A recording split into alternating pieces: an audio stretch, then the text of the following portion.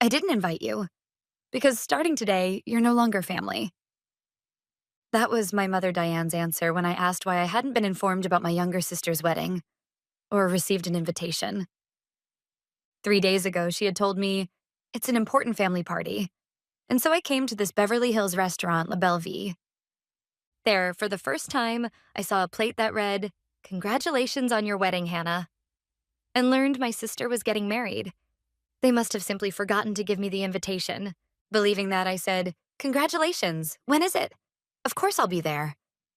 But my mother coldly cut me off. My father, John, my older sister, Lucy, and my younger sister, Hannah. Their gazes stabbed into me across the frozen table. Diane flicked a pure white envelope on the table with her finger and continued, "Here, this is our gift to you, from all of us." At that cue, Lucy raised her smartphone. "I'll record your best reaction." The red light of the recording indicator pointed at me, cold and merciless. I slowly opened the envelope. Inside was a formal, emotionless notice of disownment. All of their signatures lined the bottom. Time seemed to stretch. Only the stark black ink on the paper burned into my retinas. Lucy's hand holding the phone lowered slightly. There were no tears, no anger, none of the reaction she was hoping for. My mind was startlingly clear. What they had signed wasn't just the termination of a family relationship. It was a unilateral cancellation notice. Against me, their safety net. I folded the disownment notice neatly and placed it beside my plate. It was no longer a weapon. It was my permit for freedom. With the single sheet of paper, I had become a stranger to them. Then I took out my smartphone from my handbag. "Oh? Going to cry to your college friends?" "Pathetic," Lucy sneered. But her voice no longer reached me. I didn't even look at her. I focused entirely on the screen.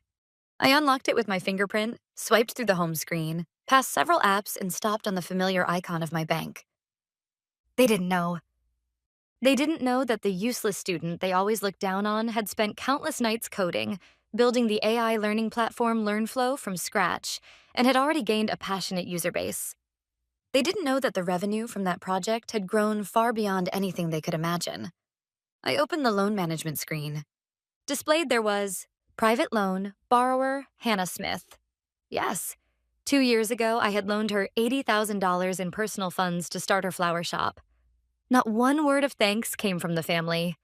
I had drawn up a notarized contract, set irreparable breakdown of trust as grounds for termination, and taken her Mercedes-Benz as collateral. A purely business agreement. "What are you doing, Allison? Are you listening? This is no time to be playing on your phone," my father, John, barked, barely containing his irritation. I ignored him and selected emergency suspension of loan based on contract terms from the displayed options. A pop-up appeared asking for the reason for execution. I typed, exactly, word for word, an irreparable breakdown of trust between the contracting parties. That phrasing was precisely what the lawyer who drafted the contract had included for emergencies. And the best evidence of that breakdown was sitting right beside my plate. The disownment notice. Once the entry was complete, a red button appeared in the center of the screen. Confirm? That single word gleamed with cold, absolute authority. Without hesitation, I pressed the button. Firmly, deeply, a sterile green message appeared. The procedure has been completed. I placed my phone back in my bag and stood up.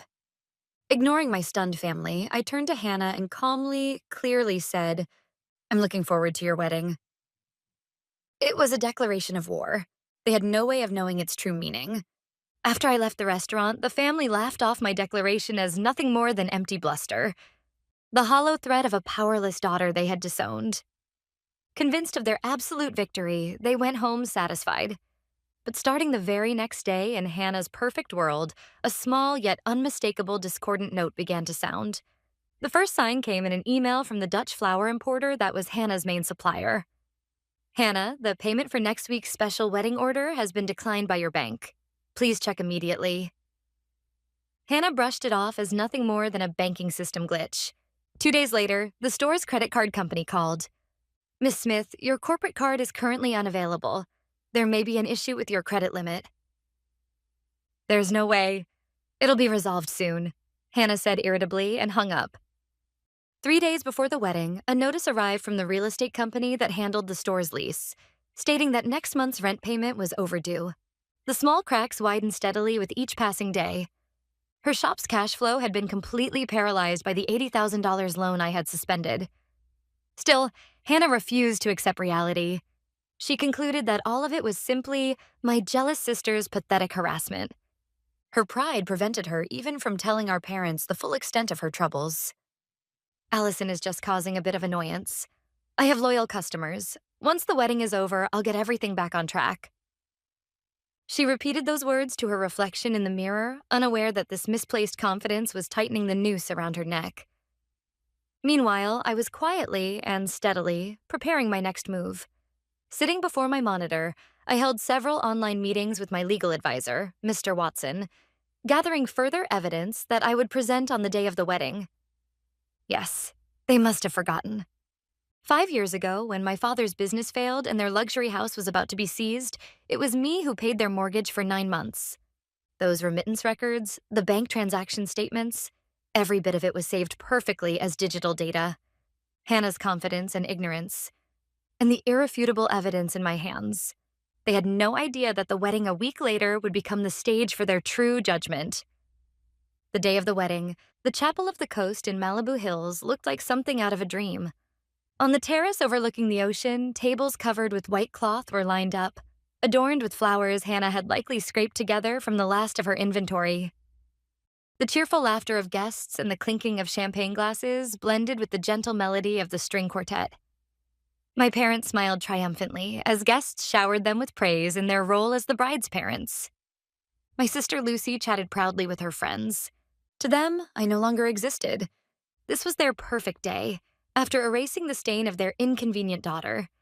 Hannah played the blissful bride flawlessly on the surface, but her smile was stiff, and several times I noticed her slip away from the crowd to check her smartphone obsessively. Messages from creditors were gnawing at her composure. The wedding's highlight, the champagne tower ceremony, was just about to begin when it happened. A subtle stir rose at the entrance. The guests turned. Standing there was me, Allison. Dressed in a simple yet elegant black dress, I stood quietly, alone. Of course, I had no invitation, but no one could stop me. Everyone here knew I was part of this family. The moment my supposed family recognized me, their smiles vanished from their faces. What replaced them was surprise, displeasure, and a hint of fear. Hannah went pale as if she'd seen a ghost, the hand holding the champagne bottle trembling. Ignoring their panic, I offered a calm, gentle smile and walked straight toward them. The guests watched, holding their breath, waiting to see what would unfold. At some point, the string quartet had stopped playing. On their perfect stage, an uninvited main character had just stepped into the spotlight. "Allison, why are you here?" Lucy's voice was tight and trembling, filled more with shock than anger. My father glared at me silently, as if he believed that gaze alone could drive me out. I stood before them and, smiling pleasantly, but loud enough for every guest to hear, said, "Of course, I'm here to celebrate my lovely sister's wedding. Congratulations, Hannah." At those words, Hannah's shoulders jolted violently. From the small gift bag in my hand, I pulled out a sheet of paper. A copy of the disownment notice they had handed me just a week earlier. "And this is the heartfelt gift all of you gave me last week. Today I brought a return gift." A wave of murmurs rippled through the guests. Whispers of "disowned" rose from various corners of the venue. I took the microphone from a nearby stand and slowly walked toward the stage. The host tried to stop me, but my father raised his hand to halt him. He didn't want to escalate the scene any further. He was waiting for me to say something foolish and destroy myself. Standing on the stage, I swept my eyes slowly over the faces of the guests, one by one. Then, still smiling gently, I spoke into the mic. "Everyone, thank you for gathering today to celebrate my sister Hannah's wedding. I'm her older sister, Allison Smith. Today, in honor of this wonderful occasion, I would like to share with you all a little bit about the secret of success behind the Smith family, particularly my sister Hannah." A hush fell over the venue, as if someone had poured water over the entire room. Hannah's face was past pale, an ashen, sickly shade. I took a slow breath. The curtain on the show had just risen. "Many of you are probably customers of Hannah's beautiful artistic flower shop, Fleur de Rev. This was how I opened my speech. Several women among the guests nodded proudly. They were regulars at Hannah's shop, devotees of her success story. Hannah, hearing her shop praised, allowed the slightest hint of relief to surface on her face. But that relief shattered completely with my next words. Hannah built that shop into a popular business in just 2 years through her talent and hard work. However, perhaps many of you don't know where the beginning of that dream came from. I paused for a breath, then continued clearly, loud enough for the entire venue. The initial capital for that shop, $80,000, was a loan from me, taken from my personal assets. At that moment, a massive ripple swept across the room. Guests stared in disbelief, first at me, then at the deathly pale Hannah, then at our frozen parents. The loyal customers of the shop reacted with shock. I thought Hannah said she built everything herself. The whispers were loud enough the microphone could have picked them up. Ignoring the swelling commotion, I continued, calm and steady.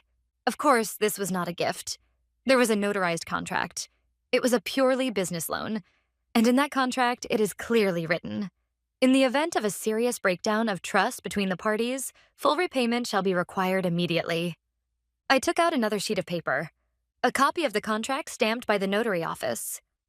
And then, 1 week ago, my beloved family proved, by delivering this disownment notice, that the trust between us had been completely and irrevocably shattered.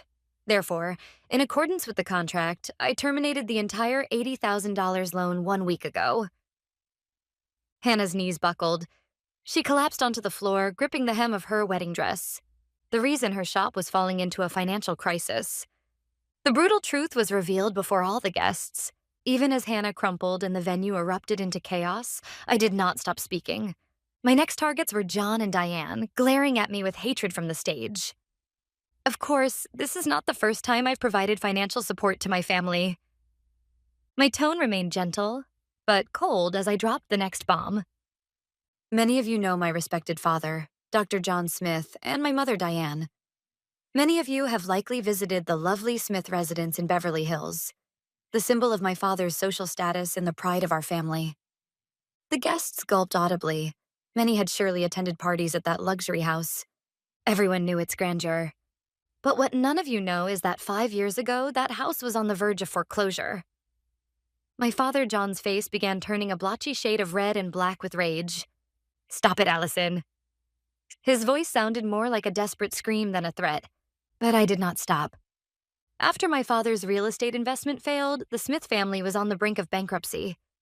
And during that time, without anyone knowing, someone paid the mortgage on that house for 9 months. I gripped the microphone and slowly pointed at myself. That person was me. The venue fell into a shock, so deep, it turned into silence. No one wanted to miss a single word of this unbelievable revelation. Every eye in the room was locked on me. I believed helping my family was natural. I never asked for anything in return.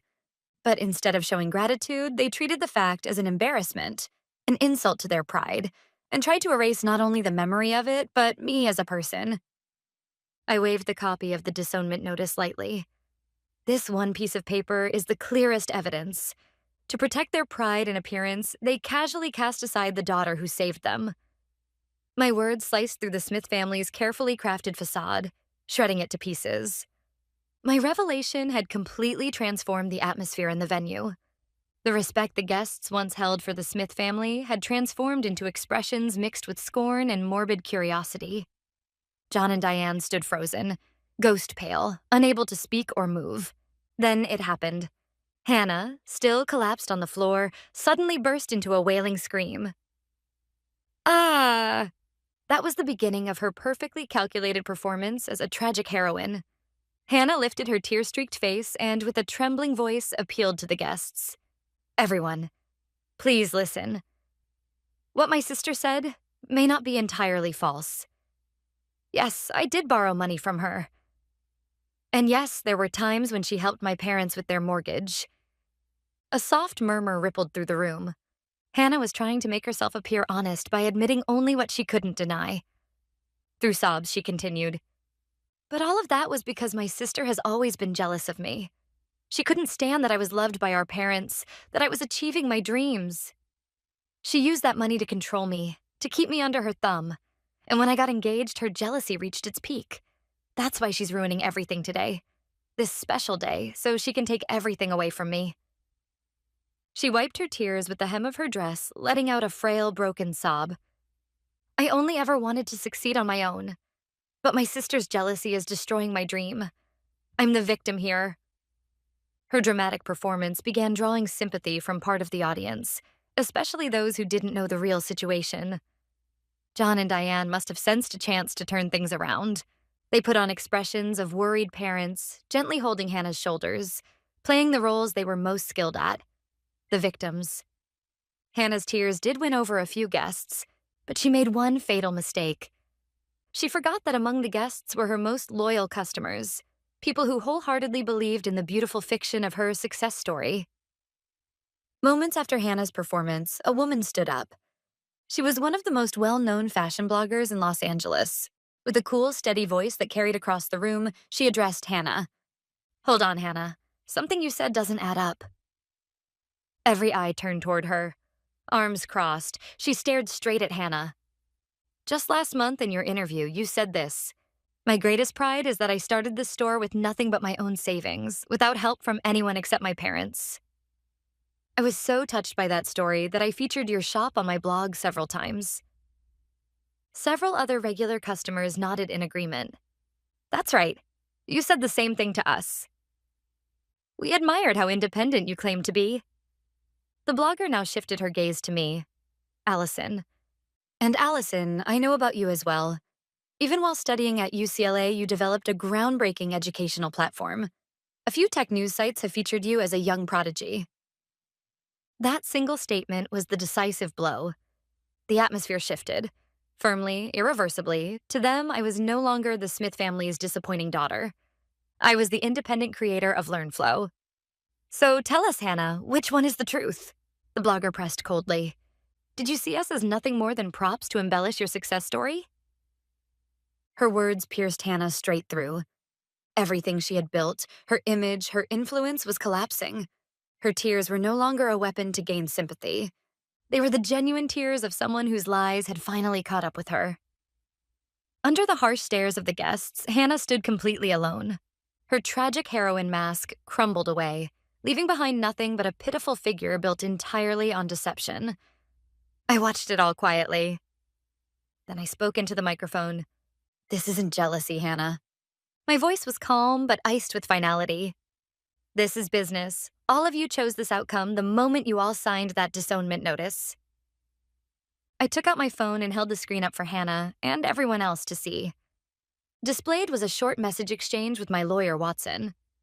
A week ago, I terminated the loan. And today, right now, my lawyer has arranged for the final payment demand notice sent with proof of delivery to reach you. It should arrive any minute. At those words, Hannah gasped. "The moment you receive that document, you'll have 10 days to pay. If you fail, then, per the contract, your white Mercedes will be seized, and your shop, along with all assets, will be liquidated through formal procedures." I returned the phone to my pocket, set the microphone back on the stand, and stepped down from the stage. I walked past my stunned family without a glance. As I moved toward the exit, Hannah's shrill scream stabbed at my back. "Wait, please, Allison, we can talk about this." I stopped once. Without turning around, I delivered my final answer. "I received your letter, and this is my reply." After those final words, I never looked back. As I left the wedding venue, I saw a man in a suit entering the hall at the same time, carrying an envelope heavy with legal significance. He was a messenger arranged by my lawyer, Watson. I stepped into my car, the cold Malibu breeze brushing against my cheek. In the mirror, the lavish entrance of the wedding hall shimmered under the lights, now nothing more than a distant world that had absolutely nothing to do with me. I started the engine and pressed the accelerator. The car slid forward and disappeared into the night. It was the moment I became completely free, physically and mentally, from the past that had bound me for so many years. Weeks passed. My life regained a quiet, almost startling calm. When lawyer Watson informed me that the restraining order against my entire family had been officially approved, I felt nothing but an oddly serene stillness. That day, as usual, I was seated in front of my monitors, focused on updating LearnFlow. A short message arrived from Mr. Watson, along with a single news link. "For your reference," he wrote. Curious, I clicked it. The page displayed an article from a Los Angeles gossip site. The headline read, "One month after the tragic wedding, the spectacular downfall of the Smith family." As I scrolled, the consequences, far beyond anything I'd hoped for, were recorded in unemotional detail. Hannah's marriage had been called off that very day. Her shop bounced a payment the day after receiving the demand notice and collapsed financially. Her Mercedes was seized and auctioned off. Even then, she was left with $55,000 in debt. My father, John, whose scandal at the wedding spread to the university administration, was brought before the disciplinary committee for severely damaging the institution's reputation. Every one of his TV appearances had been canceled. And the thing they treasured most, the Beverly Hills luxury house that symbolized their pride, was on the market. Their sacred symbol of status had become just another listing on a real estate website. Even after reading the article to the end, I felt no joy, no pity, nothing of the sort.